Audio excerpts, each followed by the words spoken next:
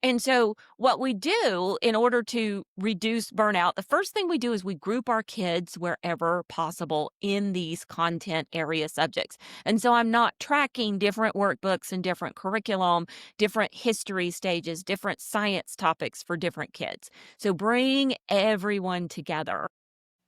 Welcome to the Homeschool Connections Podcast. I'm your host, Kaitlin Zara, and I'm so glad you're spending some time with me today. New episodes drop every week, so make sure to subscribe and hit that notification bell if you're watching on YouTube. All right, mamas, grab your coffee, press play, and let's homeschool together.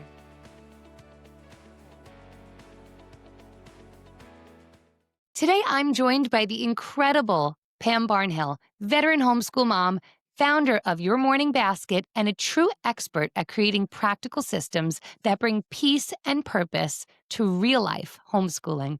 Pam, thanks so much for being here. Thank you, Kaitlin, for having me. It's great to be here. I'm so excited about our conversation because you speak my language, Pam. I get a thrill when I get a new planner, maybe some new pens, and sit down for some organizing, some planning, some homeschool lessons. Why do you think so many homeschool moms like me get planners and then never actually use them? I have to confess, this has happened to me the last 2 years. I buy a planner, I'm excited, I maybe use it for a couple of weeks, and then I don't use it anymore.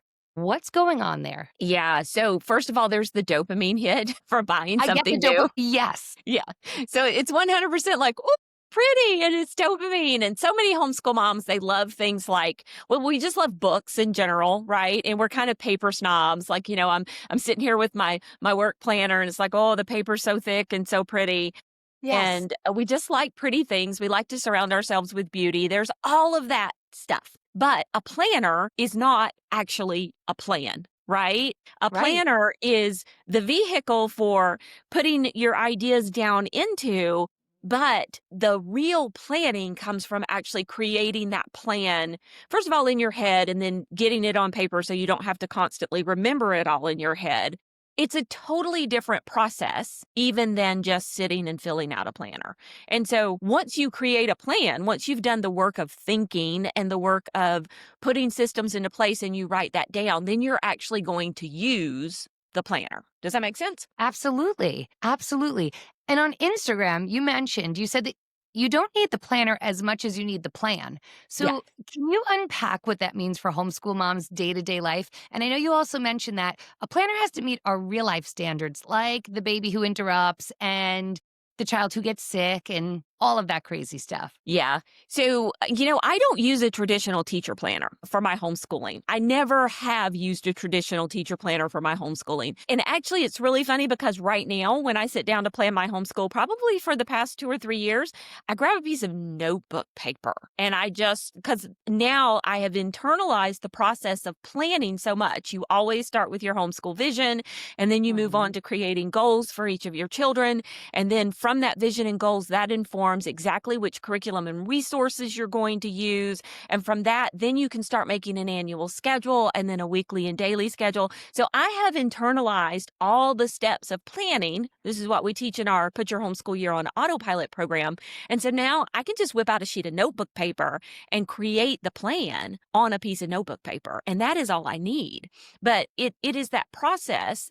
It is that process of planning that is so important. So you really don't need the pretty. You just need to follow the process. And the process is very informative as to how your year is going to go. I love that. I'm going to link below. Everybody in the show notes, if you're listening and you want some of Pam's resources, you actually link to on your Instagram some free resources that you offer, some planners to get us started. So I'm going to link to that below. If you're interested in getting some of Pam's planners, get some of those, download those. I know I have. I'm starting to work on them as I'm planning my year. So I think that could be really useful to really see what Pam's talking about, see her planners that she's using, that framework that she speaks of. So you've said, Pam, that some moms relax with Netflix, but you unwind by planning your homeschool, and I can absolutely relate. So what is it about planning that feels grounding or even therapeutic to you? Yeah. So it first of all, it eliminates a couple of issues that I think we have as moms. And so I'm going to talk about 2 issues. The first issue is we try to carry so much around in our heads. We have so many thoughts that we have, so many things that we have to think about, so many things that we have to do. It's almost impossible to get just a few moments of quiet, right? This is why Yeah. adoration's great because you kind of, well, okay, if you take the kids to adoration, it's not quite as quiet, but, you can sneak away for a few minutes by yourself. It's awesome. But Absolutely. we're constantly thinking about things all the time, and our head is just full of stuff.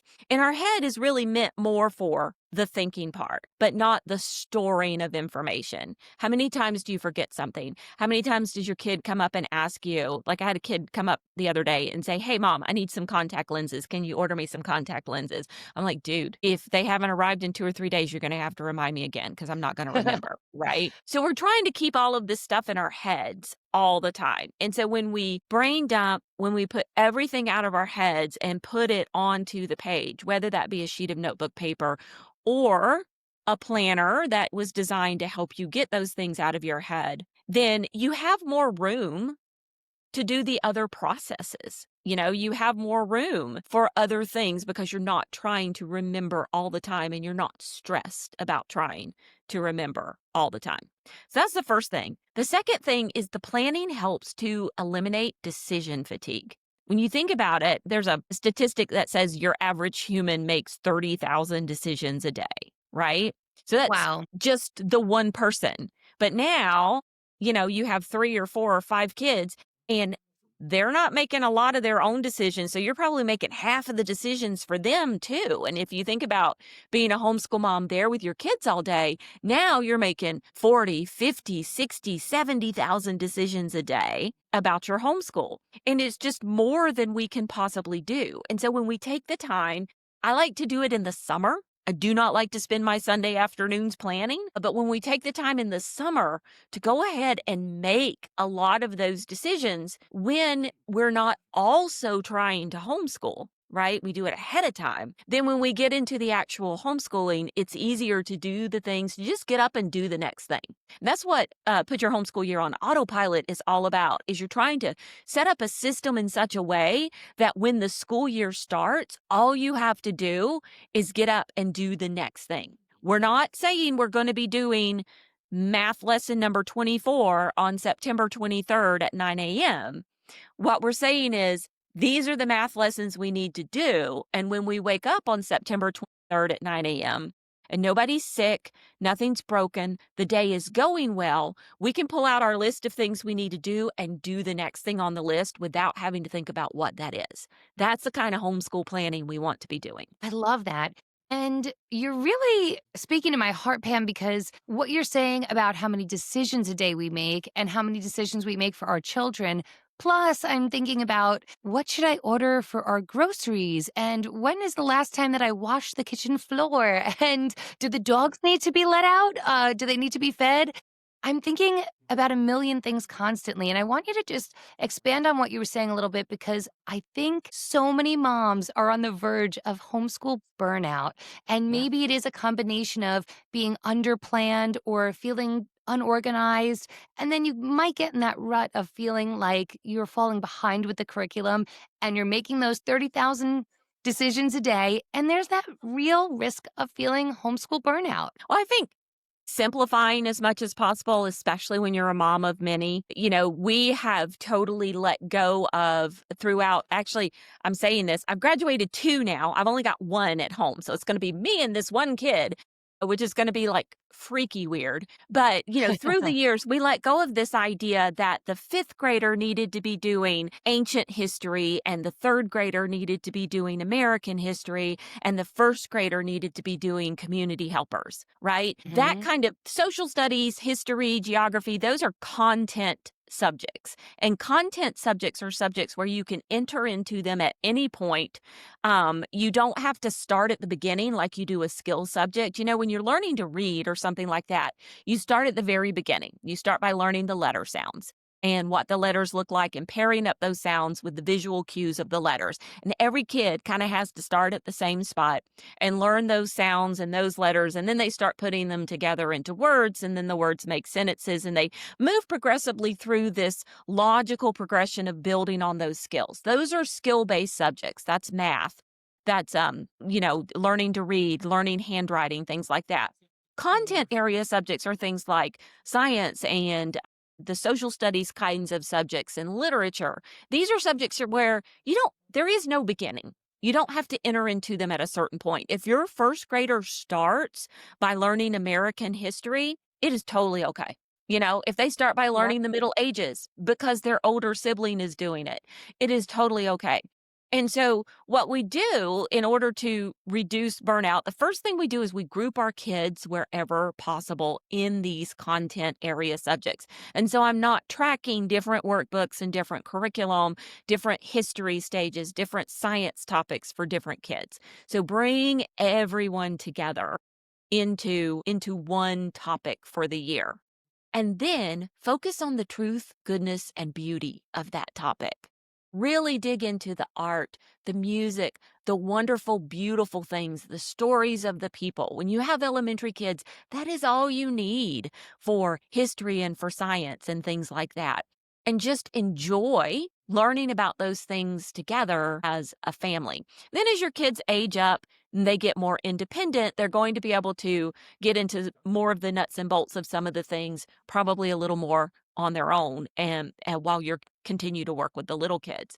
So have fewer plates to spin. That's going to help to eliminate some of the burnout and focus on the truth, goodness, and beauty of the subjects like we do with our morning time and our together stuff. That's beautiful advice. Pam, that is such great advice. I'm actually stepping into this season right now. I have two sons, one who will be entering third grade and one who's starting kindergarten. So the responsibility on my part is shifting this year that I have, an incoming kindergartner. And I love your advice to group those subjects like science and social studies. And you're giving me a lot of ideas because I'm thinking so much of what you said about social studies, but also about the great science experiments we can do, that I can just give different level reading to follow up, get different books for them, maybe a video online they could both watch. And there's so much that I can do for both of them that they can really grow and learn together.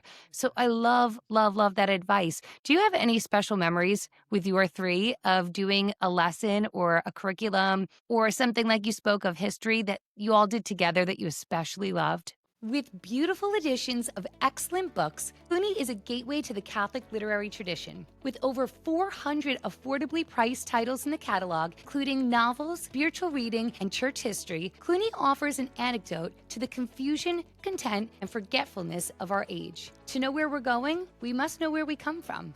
To know where we come from, simply take and read. Subscribe today and save 15% on your first order. Get your Cluny book at clunymedia.com/titles. Well, we did morning time together for years, and just thinking about all of those days that we got up, that the kids were really excited to do morning time. And I will tell you, the secret key to that is they got to do whatever they wanted to with their hands during morning time. So for years and years, they were at the table and they were doing puzzles and they were doing rainbow loom and they were doing watercolors and they were doing perler beads and all of that stuff. And I was just sitting over there reading great books aloud to them all the time, right? Or we were doing memory work and they were reciting the memory work. They were reciting the poems with me. Now, I didn't let them do things with their hands while we were praying. That was at the beginning of morning time. We would start with prayer. And so everybody's hands were down and we would pray first. But then once prayers were done, that was totally the time that they could pick up and do whatever they wanted. And I just have such wonderful, fond memories of all of that. And then we kept a lot of that as my kids got older. We continued to do morning time. So last year I had a senior and a ninth grader and we read To Kill a Mockingbird together. My boys loved the book, just absolutely loved the book. It was our favorite read of the entire year. And we just talked so much about it. We watched the movie afterwards. And I had in my head like, oh man, the book is really good, but the movie's really good too. And then as we watched it, they did not have the same feelings. They were like, the movie leaves so much out. We just don't like this. And I'm like, it's a classic. Come on. But they had just finished the book. So we had all these great conversations.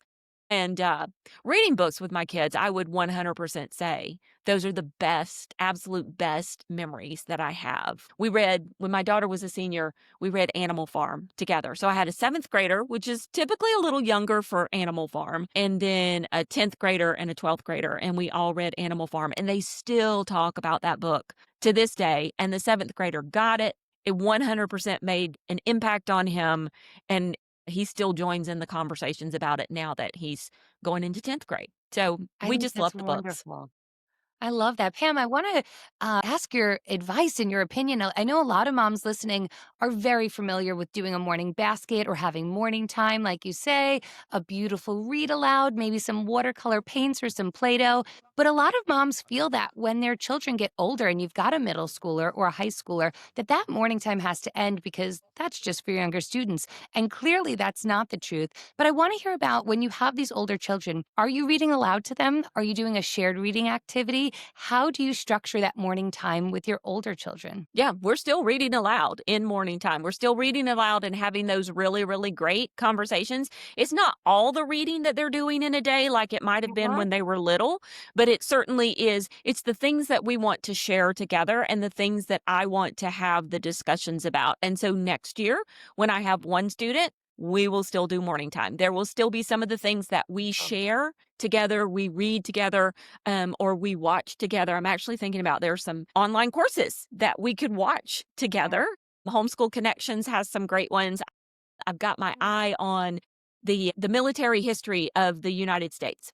That's one of So the ones cool. that because he's like he would be totally into that. So that's something that we could do together in morning time because then it's going to spark some of those really great discussions. And so no, we do not give it up. And we also count that stuff towards their high school credits. Because if I'm going to do this with a high schooler, I want to make it worth their time. And so when we were doing memorization and recitation, that 100%, those minutes counted. Mhm. We would do 10 to 15 minutes of that every single day. And that would be something that I would track over the course of a year and say, okay, we ended up with X number of hours, and that counts towards their language arts credit, along with the learning to write Absolutely. essays and the reading and stuff. So you can track all of that stuff.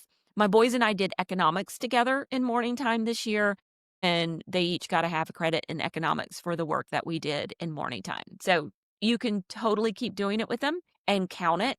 If you have a wider age range, it does get a little trickier. You have a couple of options. My friend Heather Tully, who is a mom of 10, always geared her morning time towards her older students, and her younger students Mhm. just kind of came along for the ride. And so she very much, if they were reading Shakespeare or something like that, those hours were counting. We have other moms who kind of do the opposite, where they gear the morning time towards the middle of the age range.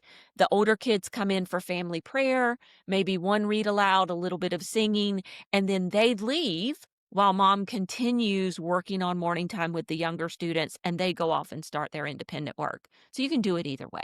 I love this. That's so fantastic, Pam. Thank you for sharing that. I've got to ask you, a lot of us moms put a lot of pressure on ourselves when we're planning, when we're making these great plans for our family, for morning time, for the whole school year. We're making these curriculum choices, and some of us choose to invest in a great curriculum. And I know you've spoken to it's okay, the fact that it's okay to leave a curriculum even in the middle of the year or the middle of a unit if it's not working for you. Can you share your thoughts on that? Yeah. So it's called the sunk cost fallacy. It's like we bought something and we think we have to use it simply because we bought it. And so what is it Yeah. costing us to continue to use this thing? And I think that's what you've got to ask yourself. So, right now, as I'm sitting here saying this to you, it is July and sitting out in my backyard is a 30-foot above ground pool that is empty. And it is empty because none of my children were using it anymore. So we've had it for a number of years.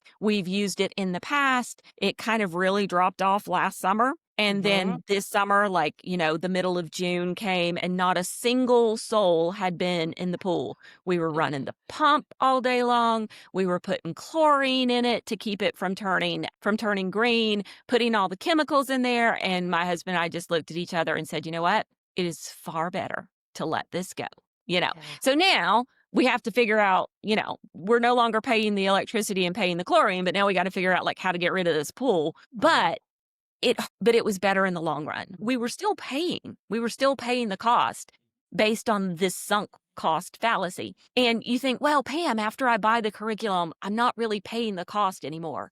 It may not be monetary cost, but you're paying the cost in the relationship and the stress with your family. And I want you to think about it like that. If you were putting like a cost on the relationship with your kid or a cost on the stress that this is causing you to continue using a curriculum that doesn't fit, like there's a cost to that. And so you got to let that go, right? We think, oh, I got to keep using it because I spent $200 on this thing. No, you don't. Just package it up and try to resell it. Give it to a friend. See if there's somebody at your church. It would be perfect for them. I cannot tell you how many times I have had a curriculum that I got that did not work out for my family, but was absolutely perfect for somebody else.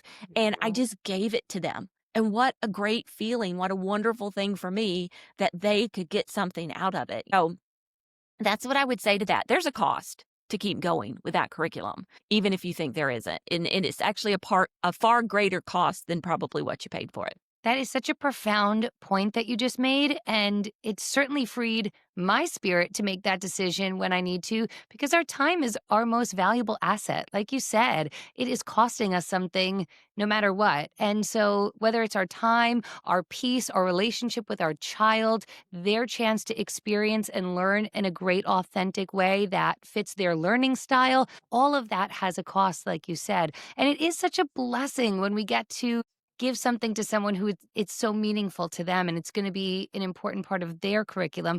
That's sometimes we think God's got a plan maybe better than our own. We thought that we were going to pick this curriculum, but God's plan is better. And it's so wonderful to get to bless somebody else by giving them something that we can't use. So I Yeah. love that point, Pam. Thank you. Thank you so much. So I know you mentioned this earlier in our conversation. You said you don't want to be the type of mom, homeschooling mom, who plans on Sunday nights, that you Mhm. really like to get your planning out of the way over the summer so that every Sunday night you can enjoy your family, you can relax, and Mondays feel calm and peaceful, and you look forward to starting the school day. But I know many of us are barely holding it together. Maybe there's a new baby in the home. Maybe there's just a lot going on. You've got sports and, weekends get really busy. And then you get the Sunday scaries where you think about going back to homeschooling the next day and you realize that you're kind of going to wing it the next day. And I can admit, I have been there once or twice. So what's the cost of this approach over time? I think it's just really robbing you of peace, when you keep trying to do that, where you're trying to come up with something at the last minute. And this was largely where autopilot came from. I had been homeschooling this way where my kids and I were doing unit studies, which I absolutely love. It's one of my Mhm. absolute favorite kinds of homeschooling. And they were really little at the time. And we were doing these unit studies. And so we would do like a whole unit study on butterflies. And I would plan the unit and then we would get to the end of the unit and I would be like, "Ugh, I don't have anything else planned, you know? Then, fortunately, my oldest was like 6 at the time. We would go for 2 or 3 weeks before we would do anything else because I didn't have anything planned. And it was creating this inconsistency in our homeschool. And I talk about homeschool consistency a lot. And one of the things that consistency robs you of is just peace and your kids. A lot of times when kids act out when they're homeschooling, I have moms come up to me at conferences or something like that, and they say, my kids are just so reluctant to homeschool. It's like a constant fight. I'm having to do it all the time. And I'm like, how consistent are you with your Mm, homeschooling? Like, are you getting up wow. every day or almost every day in homeschooling? Are you being really inconsistent? Because if you're being really inconsistent, they don't know what to expect. And Yeah. as much as I love children, sometimes they're like, "Oh, if we just push a few buttons here, we could get out of doing school for the day." I'm not, I'm just putting that out there. And so the more consistent you get with your homeschool, the easier it is to homeschool. The more your children just know, I'm going to get up tomorrow and do school. And so they don't ask, they don't question, they just do it and they stop pushing back. And so that's one of the biggest things, that a lack of planning, it robs you of that opportunity to be consistent. And so we encourage moms to do something that we call a minimum viable day. So if nothing else, you create kind of your bare bones homeschooling plan. So if the toddler gets sick and we've got to make an emergency doctor's appointment, if the washing machine explodes all over the floor, if grandpa calls because he's fallen and he's hurt his hip and we've got to take him to the hospital, whatever, we have got a minimum plan that we can get up and do, just 2 or 3 little things. And in your head, you're like, I know we didn't do the whole homeschool day that I wanted to do. In your kid's head, it's, we got up and did school today. They don't know the difference.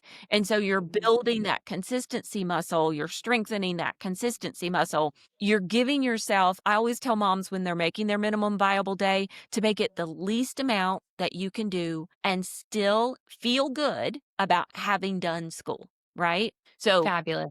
talk to your conscience, right? And Yeah. say to your conscience, okay, tell me when it's enough, but only just enough, And so that's what we encourage moms to do. And so you're going to build that consistency muscle. So at the very least, have that little bare bones minimum viable day plan. And then the more you get into, the more you're able to set aside time to plan in the summer. Look, you have 2 choices. You can plan during the year when you're also trying to do homeschool and all the crazy things of life. Or you can plan during the summer when you still have to do all the crazy things of life, but you're not worried about having to do homeschool.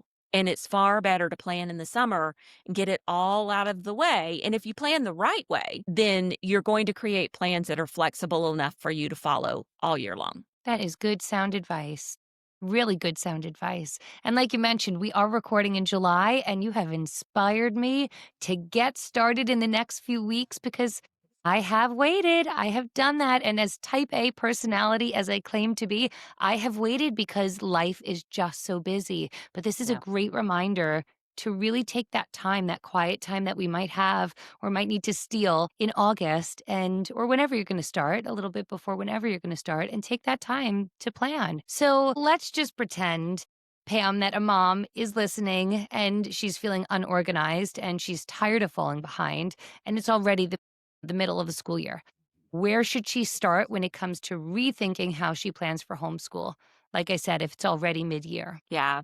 If it's already mid-year, then I would say, first of all, if it's not broke, don't fix it, right? So whatever in your day, whatever in your schedule, whatever in your current plan is going well, keep it 100%. And if you need to back off of other things because they are broken, it's okay. So back off for a while and kind of do that minimum viable day using only the things that are working while you can regroup. The next thing that I always tell people where to start, if they feel like on shaky footing and they don't quite know what it is they should be doing, like, why is my homeschool not working? What seems not to be going right? Everyone should have a homeschool vision. So I always tell people to start with that homeschool vision and really start to think deeply about what education means to you as a person. So what education means to your family, what you feel God is calling you to do as you educate these kids. What are the things that are important to you? Those things go in your homeschool vision. And when you get those things out of your head and you write them down on a piece of paper and you can look at them, they're more tangible to you, then you can start putting curriculum up against them and say, does this go along with this vision that I've created, this purpose for my homeschool? And you can begin to eliminate curriculum. Nope, it doesn't fit. Activities. Nope. We're not doing this because it goes with our vision. We're just doing this to fill our days, right? It starts to make it so much easier to make all of those decisions. So pare back to what's working, look at your homeschool vision, create a homeschool vision and actually start looking at it, and then slowly add things back in that are actually aligned with that vision. And then your whole year is going to feel better. That's beautiful. And Pam, I myself did make a vision and write out my vision for my homeschool when I was making the decision to homeschool. I said, oh, what would it be like if I homeschooled? And I had so much to write and it was so beautiful. And it all came to fruition. It really was a reflection of the vision that I had planned out before I even started. But what I've realized is that I didn't write a vision the last 2 years, and how our vision can adapt and change as our children grow, as we get to know them as students and as learners. It can be really helpful to even write a vision every summer before you start. Do you think so too? Actually rewritten my vision twice. So I wrote it and started it a few years ago. And then I was probably 4 or 5 years in where I went back and revisited my vision and actually made significant changes to it.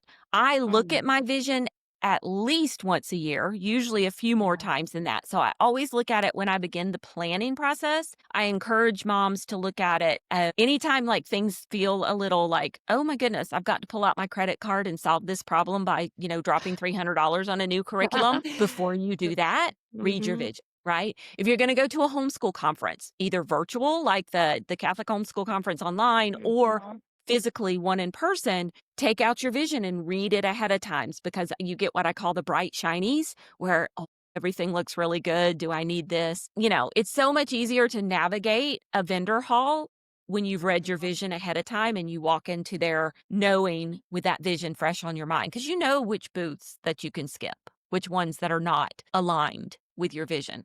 So I look at it often. I revisit it every year before I start planning, but I've only ever made significant changes to it once. And that's because it's not a fleeting thing. It really gets deep into what it means for me to educate a human being, and it's very much informed by what I believe about people as persons and, how we are made in the image of God, and how, just a tradition of what education looks like. So I make new goals for my children every year, but my vision really does stay steady. That's beautiful. I love that, Pam. And I know for myself, I'm reflecting as you're speaking.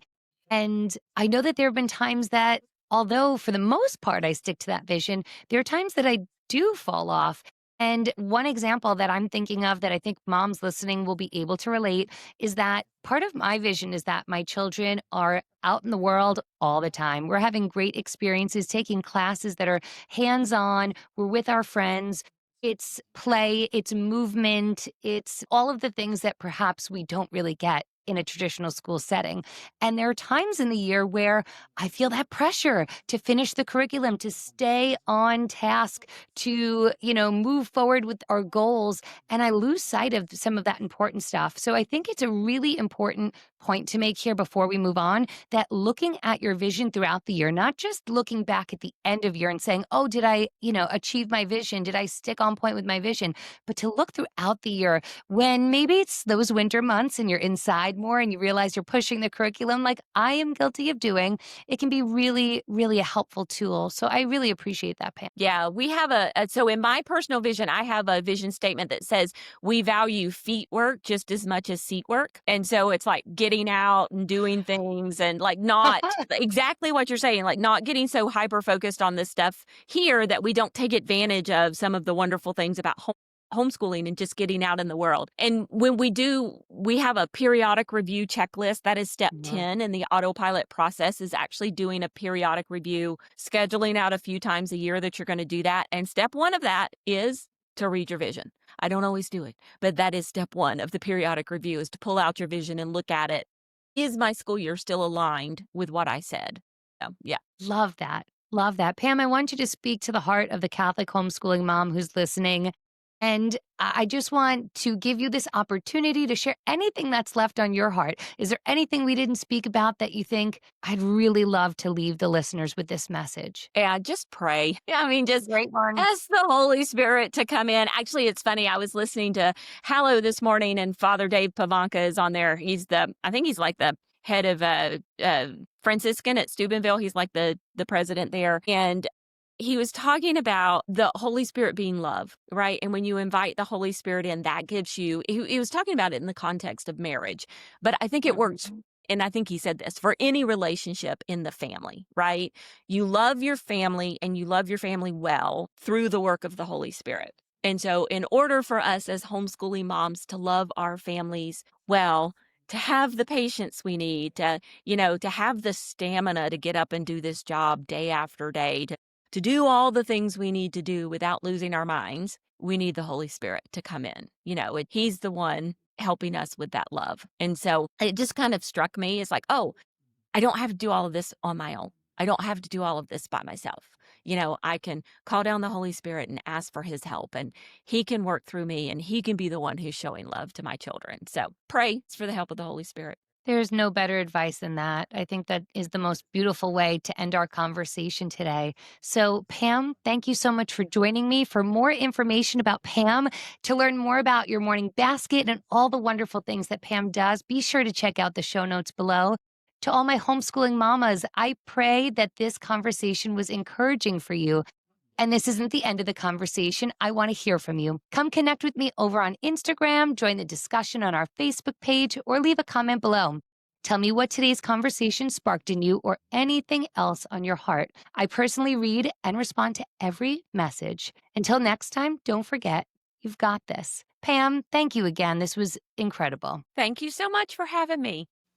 This isn't the end of the conversation. I want to hear from you. Come say hi on Instagram, connect with me on Facebook, or leave a comment below. I want to know what today's conversation sparked in you. I read and respond to every message. Until next time, remember, you got this.